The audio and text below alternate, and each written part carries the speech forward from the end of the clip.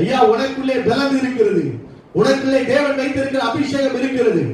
ஆனா நீங்க செயல்படாதபடி இருக்கிறதுக்கு காரணம் என்ன தெரியுமா?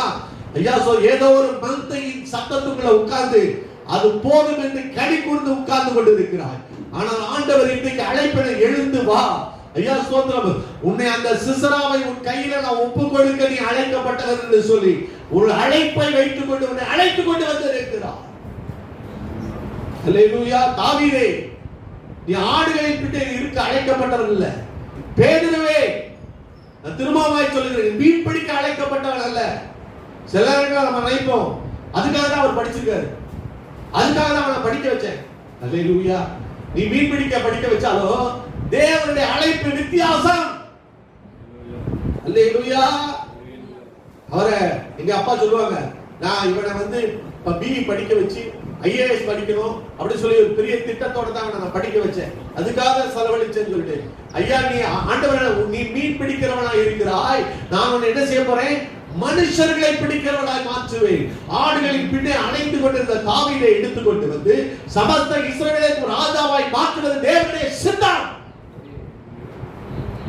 யோசேப்ப குடும்பத்தோட வச்சு ஐயா சந்தோஷமா உட்கார்ந்து அப்பாட்ட போய் ஐயா மற்றவங்களை பத்தி எல்லாம் சொல்லிட்டு பாலவரன் அங்கோட தான் உட்கார்ந்து இருந்தான். ஒரு நாள் பிடிச்சு இழுத்து வெளியே கொண்டு வந்தார். ஹல்லேலூயா.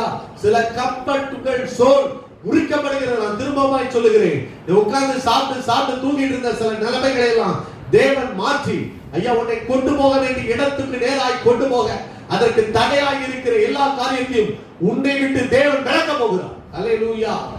எது உன்னை தேவ திட்டத்துக்கு நேரம் போக விடாதபடி தடை பண்ணி வைத்திருந்ததோ அவைகளை எல்லாம் தேவன் முறிக்க போகிறார். அல்லேலூயா.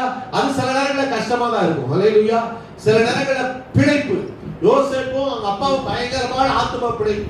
அவளுக்கு பிரியமானவன்னா யோசேப்பு தான். பாத்தீங்கன்னா அவருக்கு தான் அவர் பலாக்கி போட்டு பயங்கரமா பிடிச்சு வச்சிருந்தாரு. அல்லேலூயா.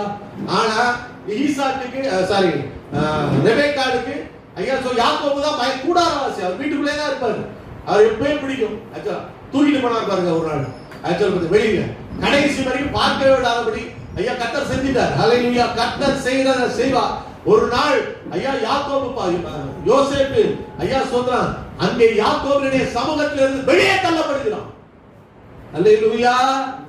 சில பிணைப்புகள், சில ஆத்துவ பிணைப்புகள் ஐயா சொல்லுவாங்க சிலவங்க, என் பிள்ளை என் கூட வரைக்கும் தான் கடைசி வரைக்கும் இருக்கணும், வீட்டிலே வச்சிருப்பேன், ஃபாரின்லாம் போக கூடாது, அவன் தான் எனக்கு கடைசி வரைக்கும்.